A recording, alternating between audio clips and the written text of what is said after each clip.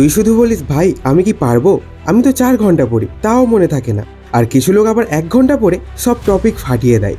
আচ্ছা তুই বল এটা কি ভাগ্য নাকি কোনো জাদু? আরে না রে ভাই, এটা ভাগ্য না, এটা একটা বিজ্ঞান, একটা অভ্যাসের ভিতরে লুকানো বিজ্ঞান, যেটা তুই বুঝিস না বলে 4 ঘন্টা পড়েও সময় নষ্ট করিস।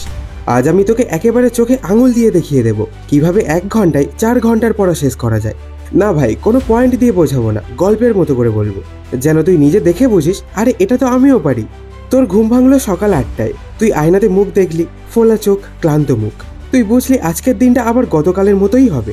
একটা টেস্ট আছে, বই খুলবি, 20 মিনিট পরেই মোবাইল হাতে নিবি, তারপর হোয়াটসঅ্যাপে রিলসে হারিয়ে যাবি।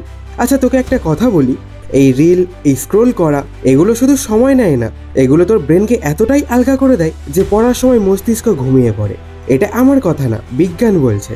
তোর ব্রেন যখন খুব বেশি ডোপামিন পায়, যেমন রিলস দেখে, তখন সে আর সাধারণ কাজ যেমন পড়াশোনাকে কোনো গুরুত্বই দেয় না। তুই ভাবিস মন বসে না রে ভাই, আর তোর মন বলে এই তো তোকে বসতেই দেয়নি। তাহলে সমাধান কোথায়? শুরু করতে হবে অন্যভাবে।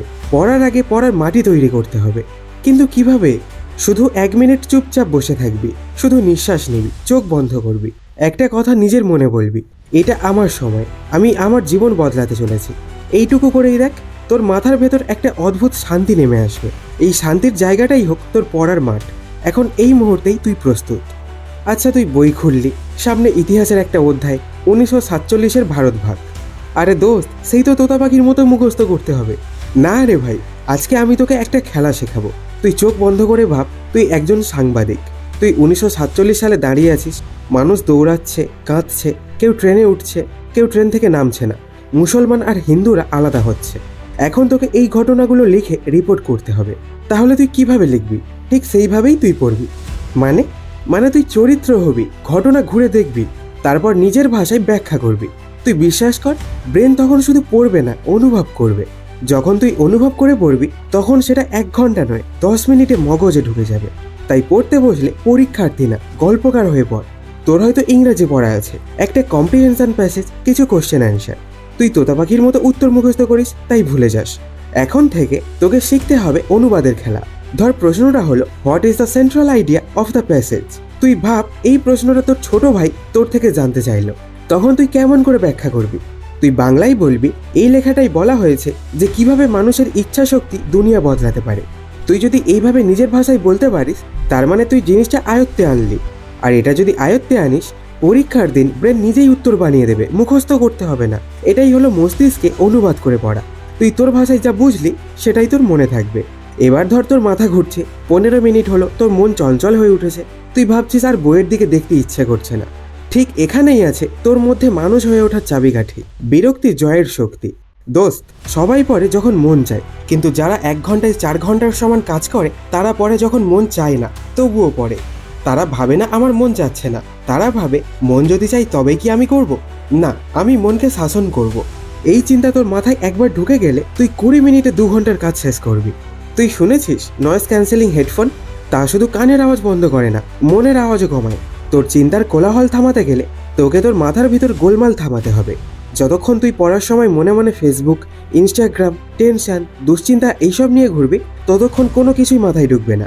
তাই আমি তোকে বলি, পড়তে বসলে একটা কাগজ নে, তোর মাথায় যা কিছু ভাবনা আসে সব লিখে ফেল, তারপর কাগজটা ভাঁজ করে রাখ।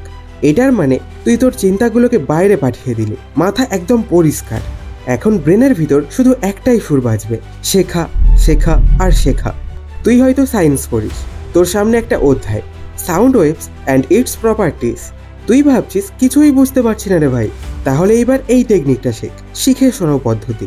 তুই পড়া শেষ করবি না, তুই পড়ার সময়কে কাউকে বোঝাতে বোঝাতে পড়বি।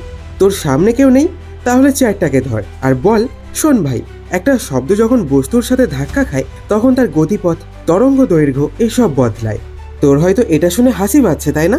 তুই ভাববে আরে ভাই চেয়ার কি করে বুঝবে? আমিও জানি চেয়ার বুঝবে না, কিন্তু তুই তোর নিজের কথা শুনবি, আর এই শোনাটাই তোর শেখা কয়েক গুণ বাড়িয়ে দেবে। তুই জানিস তোর মাথা আসলে এক ধরনের মেশিন নয়, কিন্তু তোর মাথা হলো একটা নদী, যেখানে একবার ঢুকলে সব কিছু ভেসে যায়, আর ঠিকভাবে বয়ে দিলে তুই যা খুশি পৌঁছে দিতে পারিস। কিন্তু সেই নদীতে যদি সারাদিন বস্তা, পলিথিন, ময়লা দিয়ে ভর্তি করে ফেলিস, তাহলে বইয়ের শব্দগুলো কিভাবে ভেসে আসবে তোর মন পর্যন্ত? তুই যেদিন সকালে ঘুম থেকে উঠে সোজা মোবাইল স্ক্রল করিস সেদিন তুই নিজের নদীতে প্রথমেই ময়লা ফেলে দিস। তোর মাথা তখন পরিষ্কার বই না, বাড়তি চিন্তা, কম্প্যারিজন, অন্যের স্টোরি, এইসব জিনিসে ভর্তি থাকে। এই কারণেই তুই বই পড়তে বসে ভাবিস মন ধরে না রে ভাই, কিছুই ভাল লাগে না। আসলে সমস্যা বইয়ের না, সমস্যা তোর মাথার আগেই ভরে থাকা শব্দগুলো। তোর যদি সকালটা একদম শান্ত খালি মাথা নিয়ে শুরু হয় তাহলে তোর পড়া 1 ঘন্টায় মাথার ভেতরে ছবির মতো পরিষ্কার হয়ে যাবে। তুই বিশ্বাস না করলেও আমি জানি মন খালি থাকলে শেখা দ্রুত হয়, আর মন ভর্তি থাকলে মুখস্থ করেও ভুলে যাস। তাই ভাই, আজ থেকে প্রতিদিনের সকাল হবে তোর ব্রেন পরিষ্কার করার সময়। তুই তো মানুষ, রোবট না। তুই ক্লান্ত হবি, মন ভাঙবে, বোর হবি, এগুলো খুব স্বাভাবিক। কিন্তু একটা কথা কানে গেঁথে নে, বোরিং মানে বন্ধ হয়ে যাওয়া নয়, বোরিং মানে তুই শিখতে গিয়েছিলি কিন্তু পদ্ধতি ভুল ছিল। যখন তুই ইতিহাস মুখস্থ করিস অথচ তুই গল্প ভালোবাসিস তখন তোর মাথা বিরক্ত হয়। যখন তুই অঙ্ককে জটিল ফর্মুলা ভাবিস অথচ তুই খেলা ভালোবাসিস তোর মাথা বাধা দেয়। তাই যেটা তুই পছন্দ করিস সেই ভাষায় তুই পড়াটাকে রূপান্তর কর। তুই যদি গেম খেলতে ভালোবাসিস তাহলে তুই আরেকটা অধ্যায়কে গেমের লেভেল ভাব। যেমন আজকের টার্গেট ট্রিগনোমেট্রির ফর্মুলা খতম করতে হবে যেন লেভেল 1 ক্লিয়ার হয়। আর তুই যদি গান পছন্দ করিস তাহলে তুই শব্দগুলো নিয়ে নিজে নিজে গান বানিয়ে পড়। হ্যাঁ, এটা আনকনভেনশনাল, কিন্তু অদ্ভুত ব্যাপার কি জানিস, যা আনকনভেনশনাল তাই ব্রেনের কাছে মেমোরেবল। তুই গান বানিয়ে পড়লে ভুলবি না, তুই গল্প বানিয়ে পড়লে বুঝবি। এটাই বিজ্ঞান, যে কন্টেন্ট নিজে তৈরি করিস সেটাই সবচেয়ে গভীরে যায়। তোকে মন খুলে একটা কথা বলি, পড়াশোনা কখনোই বই মুখস্থ করার খেলা না, এটা হলো মস্তিষ্কে আলো জ্বালানোর খেলা। তোর প্রতিটি অধ্যায় তোর ব্রেনের একটা অংশকে জাগিয়ে তোলে। তুই যত পড়িস তুই তত বুদ্ধিমান হোস না, তুই তত স্পষ্টদর্শী হোস, তত চুপচাপ আত্মবিশ্বাসী হোস। তুই যখন 1 ঘন্টায় পড়া শেষ করতে পারিস তুই তখন তোর সময়কে জিতে নিচ্ছিস। বাকি সবাই তখন সময়কে খরচ করছে, তুই সময়কে বিনিয়োগ করছিস। আচ্ছা বল, ধনীকে? যে বেশি টাকা খরচ করে? না, যে সামান্য টাকা দিয়ে বড় কাজ করে। আচ্ছা তোর কাছে আমার একটা প্রশ্ন, শেষে কমেন্টে উত্তর দিয়ে যাস। সফলকে? যে 8 ঘন্টা বইয়ের সামনে বসে, না যে 1 ঘন্টায় শিখে ফেলে? দেখ, তুই যদি 1 ঘন্টায় তোর শেখা শেষ করতে পারিস তাহলে তোর ব্রেন তখন অলস হবে না, বরং ভবিষ্যতের যুদ্ধের জন্য প্রস্তুত থাকবে। আচ্ছা ধর, তোর বন্ধু রাহুল 1 ঘন্টা পরে পুরো চ্যাপ্টার শেষ করে ফেলে, তুই ওর থেকে 2 ঘন্টা বেশি সময় বসে থাকিস, তাও কিছু মনে থাকে না। তুই কি ওর থেকে বোকা? না রে ভাই, তুই শুধু ভুল খেলা খেলছিস। রাহুল যখন পড়ে ও চিন্তা করে, তুই যখন পড়িস তুই দুশ্চিন্তা করিস।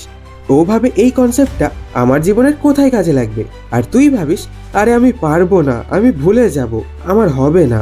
এই চিন্তার পার্থক্যই সময়ের গুণমান বদলে দেয়। 1 ঘন্টা তখন 4 ঘন্টার সমান হয়ে যায়। যখন তুই বিশ্বাস করিস যে আমি শিখছি, তখন সেই শেখাটা তুই উপভোগ করতে পারবি। তুই নিজেকে ছোট ভাবিস তাহলে তুই শুধুই সময় নষ্ট করিস। তুই নিজেকে একজন শিক্ষার্থী নয়, একজন জীবন নির্মাতা ভাব। তোর এক একটা পড়া হয়ে যাবে ভবিষ্যতের ইট পাথর। তোর জীবন একটাই, তুই যদি এই একটাই জীবন তোর বইয়ের সামনে বসে মুখ গুজে কাটাস, কিছু শিখলি না, শুধু মুখস্থ করলি, তাহলে তুই অঙ্কের নম্বর পাবি কিন্তু জীবনের ব্যাখ্যা পাবি না। তাই আজ থেকেই পড়া মানেই জীবন শেখা। আজ থেকে 1 ঘন্টার পড়া মানেই 4 ঘন্টার উপলব্ধি। তোর মাথার ভেতরে এখন আলো জ্বলছে, তুই এখন শুধু ছাত্র না, তুই এখন নিজের মনের শিক্ষক। তুই যখন পরের বার পড়তে বসবি মনে রাখিস 1 ঘন্টা মানে শুধু 60 মিনিট না, 1 ঘন্টা হলো সঠিক সময়ে সঠিকভাবে সঠিক মন নিয়ে পড়া। তুই যদি সেটা পারিস তুই তখন পড়া শেষ করবি না, তুই নিজেকে নতুন করে শুরু করবি। তো এই ছিল আজকের ভিডিও, কেমন লাগলো জানিও কমেন্টে, আর এই প্রশ্নের উত্তর দিয়ে যেও। তাহলে দেখা হচ্ছে নেক্সট ভিডিওতে, তাই ভালো থেকো, সুস্থ থেকো, ধন্যবাদ।